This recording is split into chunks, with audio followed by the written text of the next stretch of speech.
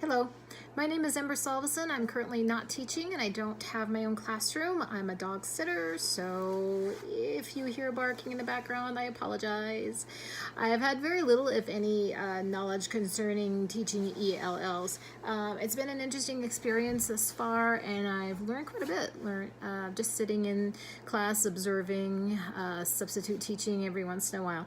So I've learned a lot in a short period of time. It's been really interesting. I have been visiting Park City High School's ELL classes run by two teachers, Miss Moffat and Miss Williams. Park City High School has over 1,000 students, all in 10th, 11th, and 12th grade. I observed 3 different classes. 2 of them are WIDA classes. One group is composed of the WIDA Level 1 and 2 ELL students, and the other group is composed of Levels 3, 4, and 5 WIDA students. Finally, the third group is completely separate from the WIDA program, and it's called Content Link. It's a program devised by Park City High School. So I'll describe each one of these groups.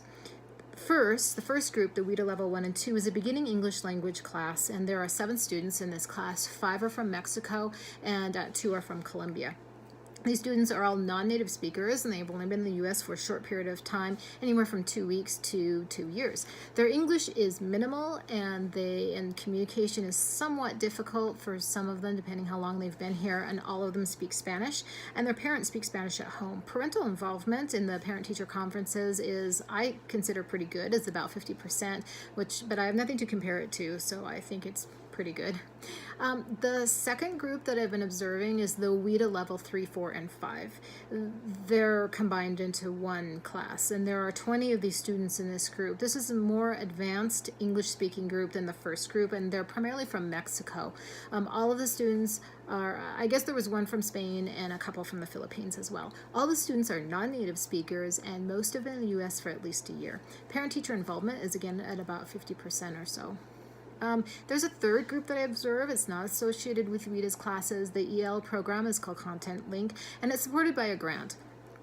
It's designed to close the academic gap between the ELL students and their peers, and students who struggle with the English language, don't speak English at home, and need help in their classes may join this group, although sometimes they're assigned. So those were the 3 programs that I observed, although I primarily focused on the first group, the WIDA Level 1 and 2 classes, which is the beginning English language class.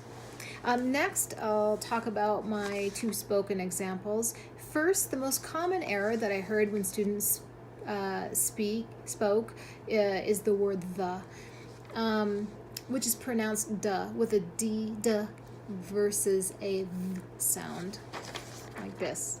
The th sound is a voiced interdental fricative. The d sound is a voiced alveolar stop. One difference is the place of articulation, or the place of articulation, the point of greatest closure, or where the airstream is most obstructed. In this case, the th sound, the place of articulation is interdental. So the point of greatest obstruction is the tip where the tongue, where the tip of the tongue rises to the upper palate, touching gums behind the upper 2 front teeth.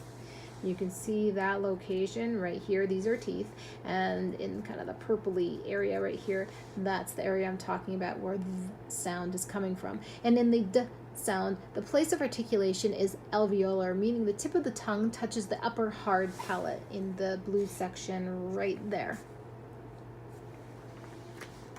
The manner of articulation, which is different, the manner of articulation is simply how the airstream is obstructed in the sound. The manner of articulation is a fricative, which means that the air is still forced through the teeth.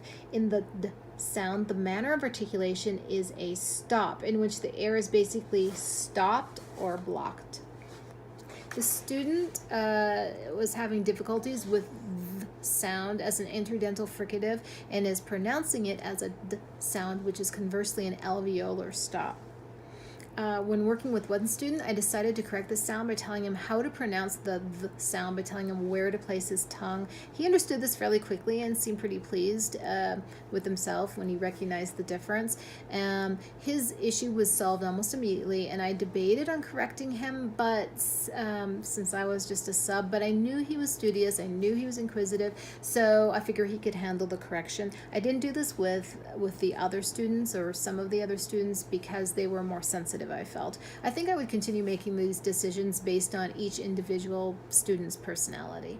My second example is the following. I heard many of the students use the singular verb is instead of are. For example, they would say there is cats instead of there are cats. They use the singular verb is instead of the plural verb are. Likely this is because in Spanish, one uses the word I as a singular or a plural verb. So this is a very, very common mistake that I saw. Ms. Williams pointed this error out to the entire class, and she explained the differences just as I did, and some of the students understood, of course, and some did not. I think, though, that pointing this out and why this occurs is actually an important lesson, and I definitely learned something myself when she talked about it. If I were the teacher, I think I would correct the students as well, and I would teach the entire class instead of pointing it out individually. Finally, the written example. The students wrote a short paragraph comparing and contrasting their native country to the USA. In the first sentence, the student wrote, Mexico and USA are alike and are different on several ways. In this sentence, the student missed writing the in front of USA, and this was a common mistake. And I never thought about it until I corrected it. Of course, we don't say the Canada, the Mexico, the Colombia. So the USA was an exception to this rule, but they understood it and corrected it fairly easily. Additionally, the student wrote a like, separating a and like. Instead of alike as one word, it sounded like it was two words. So understandably, she would spell it as such. The students wrote on several ways instead of in several ways, and she simply mixed up the prepositions, which is an understandable mistake since we are not being literal, saying that something is actually in something. Again, a common error. The next, the student wrote he is, then corrected it to they is instead of they are. She simply mixed up the pronouns he and they, and she also mixed up the singular verb is with are, which is a plural verb, and we discussed that a little bit earlier. Actually, when I helped tutor the students, I applied many of the thoughtful suggestions given by you all, my peers, in our online group discussions from this class. I also applied much of what we read and learned in this class to my mini tutoring sessions in the ELL classes. So this class has been amazingly helpful. Thank you, and thank you for listening to my presentation.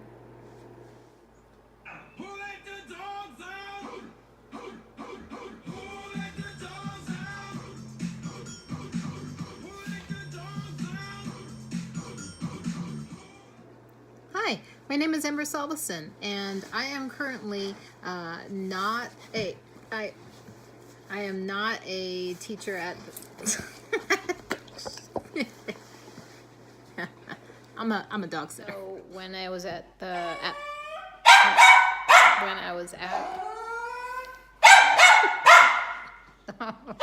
I am never gonna finish this. One of their classes is one of the classes is WIDA 1 level 1 and I'm currently not teaching.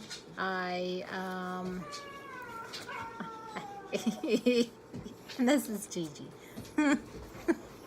Gigi, move. Hi. My name is Ember Salveson, and I am currently not teaching, and I don't have my...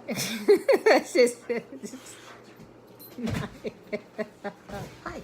My name is Ember Salveson, and...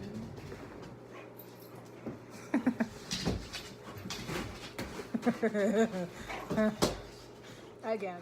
Hi. My name is Ember Salveson. I am currently not teaching, and I'm a dog sitter.